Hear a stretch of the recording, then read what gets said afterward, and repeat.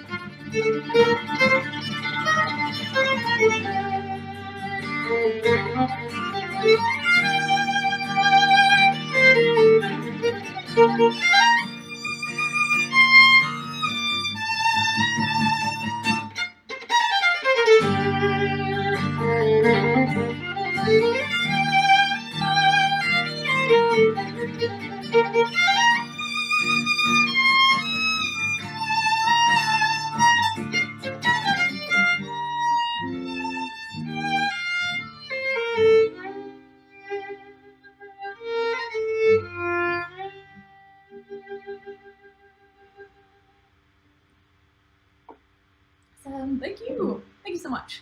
So yes, that was Take Flight. The next song I'm going to play for you guys is actually the song that changed my life. And, you know, it's funny because when I first started trying to make it as a musician, let me just tell you, I tried so many different things. You know, first I remember I tried to get like a big manager, and I tried to get a record label, and I sent my music to all kinds of people, like anyone I could think of. I would send them this little DVD that I made of me performing in my living room and dancing, because for those of you who don't know, I'm a dancing violinist. That's what I do the most when I perform, and even in my music videos, I dance and jump and twirl all over the place while I play the violin. So I made these videos in my college apartment living room. You know, my roommate filmed it, and I sent them to all these agencies, and just trying so hard to get someone to believe in me. And I remember even getting on a Greyhound bus and riding it to Las Vegas so that I could go to all these different entertainment agencies in Las Vegas, and I like literally handed it to the front desk people. I mean, probably not the best idea. I just tried everything, is all I'm saying. I tried so many different things. I played college showcases, and where I just thought, I don't know how much longer I can do this. This is really hard. And I was really lonely because I would, you know, rent a car, and I'd, you know, sometimes sleep in that car after I'd play these little gigs. And, you know, I just remember being like, this is really lonely and it's hard, and I just don't know how much longer I can do this. But there was always this inner voice in me that was like, don't give up. And I think that there are different situations in life. Sometimes it's time to say, yes, I need to try something different. You know, I need to try a different approach. I need to, you know, shift gears a little bit. You know, I need to shift what I'm doing. And other times you think to yourself, no, I need to just keep going. And personally, I think that your inner voice will never lead you astray. And in this case, my inner voice said, don't give up. You're so close.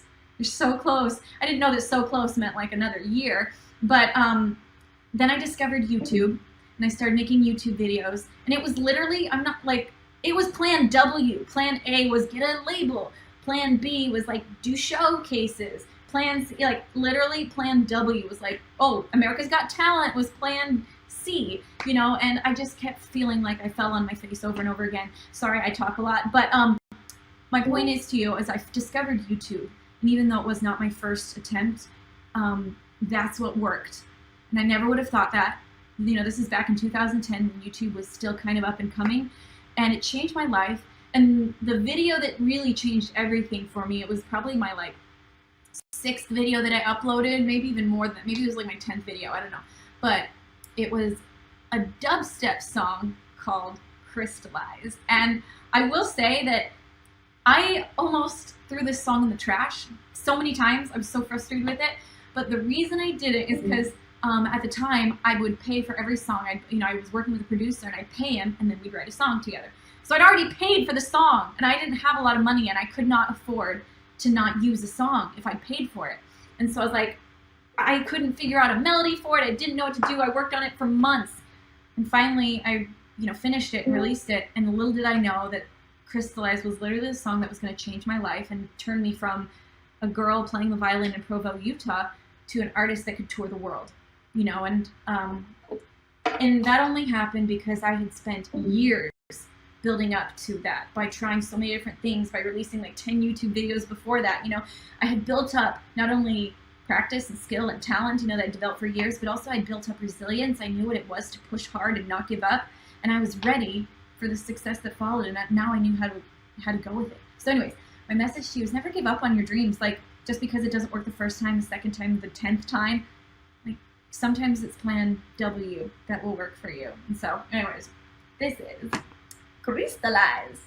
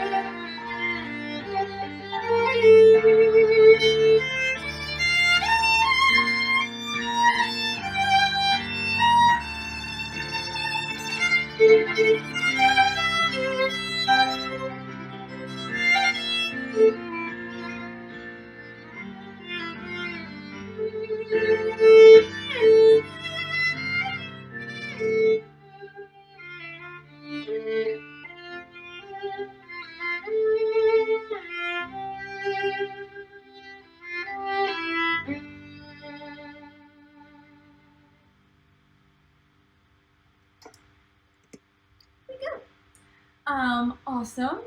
You know, I had a little idea. I don't know if this will be interesting to anyone, but I feel like, you know, you've probably been listening to a lot of other live artists playing and, you know, live stream concerts and stuff like that. So something a little different that I would just like to try, and this is like, I don't know how this is going to go, but I thought I would show you guys how I write a song. I think because I'm an instrumental artist, I sometimes have a very different, well, slightly different writing style than a lot of other people. But what I like to do is I like to work with a producer, and we make kind of a very rough backtrack, or sometimes it's piano chords, or just something to give me, you know, something to write with. And then I will just jam over it, and I will just try out different melodies, and I'll play a lot of bad stuff, or boring stuff, or stuff that's wrong, and or notes that sound bad. But I think a really important part of creativity is not shutting down bad ideas, like letting them come out, because I have to write a lot of bad songs and bad melodies and bad ideas in order to write a good song, because all the ideas are in your brain. Like, I really do believe that every single person is creative. It's just some of us learn to accept the good ideas and the bad ideas. Like, just because I write a couple bad songs doesn't mean I'm a bad writer. It just means I had to get those out so I could find the good melodies. You know, just because you didn't think of the best idea, you know, like a lot of times I sit there for hours and think of show ideas and music video ideas, and I think of tons of like really lame ideas, until all I need is like once in a while to get a nugget, a good idea, a good melody. Like, and all artists are like that. Most artists write like, you know, 20 songs to find the one, you know. So, and anyways, so what I'm going to do is I just played you guys Crystallize. So that's a piano track that my keyboard player Kit played for me so that I could do this live stream. He recorded it for me. So I am going to act as if I'm writing a brand new song, and I'm just going to play whatever comes to my head. And then at the end of a song like that, it's like sometimes I'll record it, I'll go back and listen, and I'll pick out the good melodies. I won't play the whole song, but I just want to show you kind of what it's like. I'll like listen to it over and over again and play it over and over again till good melodies start to rise to the top. So I don't know, I'm just gonna try this. It might be kind of fun. I'm gonna jam 2 Crystallize as if I'm writing a new song for it.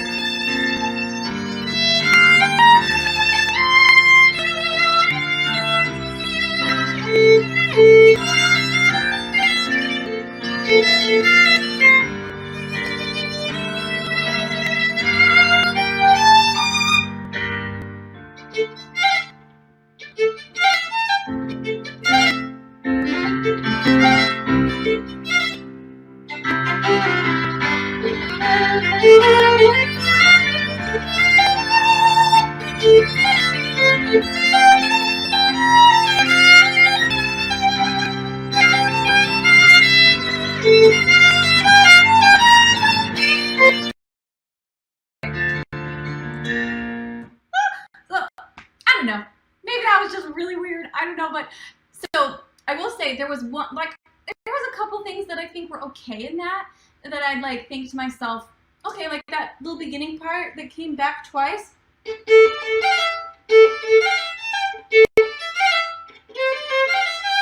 Like, I'd be like, okay, that was like halfway there. I might like that. And so I would probably put that in a little bucket of let's work on that and make that better. And then there was another melody that I thought the same thing. It was in the second half of the chorus.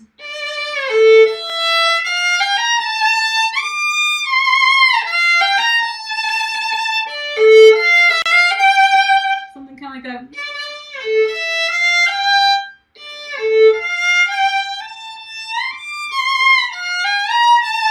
So I'd be like, okay, that was cool. Let's work on that. The rest of it, I would never use. But that's just kind of one of the ways that I like to write a lot is I'll just improvise over stuff that I've written with a producer or with a pianist or, you know, these tracks where I'm like, oh, I love those chords. They make me feel something and I love the way those sounds make me feel.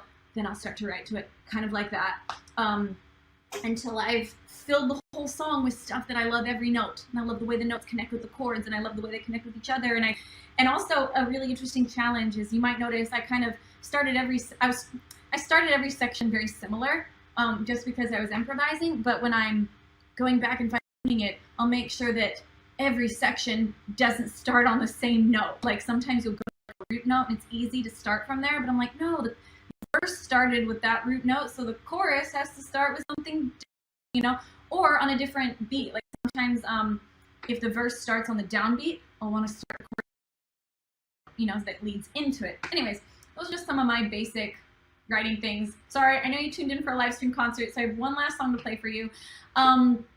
This one is actually, I'm going to turn my speaker out a little bit. This is probably my favorite melody I've ever written.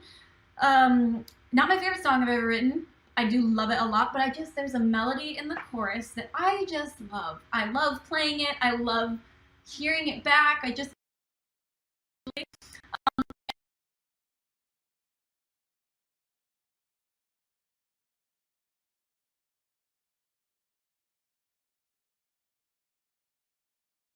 Not piano, it's bass. It's usually very electronic feeling. It's very heavy, lots of bass, lots of big drums. This one, when I wrote it, I wanted it to feel like you were in the woods and fairies were dancing around you. Yeah. So anyways, I just filmed the music video before this all happened. I filmed it like a month ago, and you guessed it, it was in the forest, and there will be fairies.